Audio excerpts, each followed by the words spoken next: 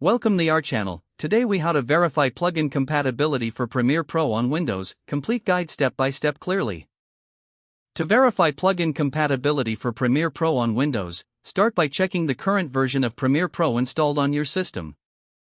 Open Premiere Pro and click on Help in the menu bar. Select About Adobe Premiere Pro to view the version number. Next, visit the official Adobe website or the plugin developer's site. Find the compatibility information for the specific plugin you want to verify.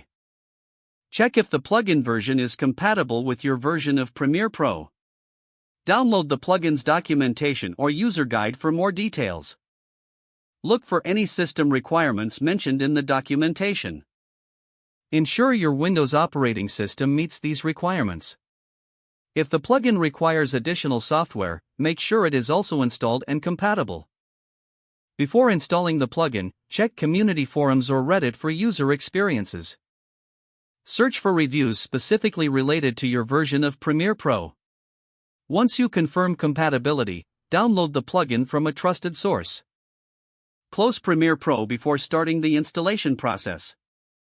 Follow the installation instructions provided by the plugin developer. After installation, restart your computer to apply any changes. Open Premiere Pro again and go to the Effects panel. Look for the newly installed plugin under the appropriate category. Test the plugin by applying it to a sample project. If you encounter issues, revisit the plugin's support page for troubleshooting steps. Keep a record of plugin versions and Premiere Pro updates for future reference. This will help streamline the verification process in the future. If the page does not load, refresh the browser or try again in a private or incognito window. Make sure you are using the correct email address, then retype it carefully to avoid small typos.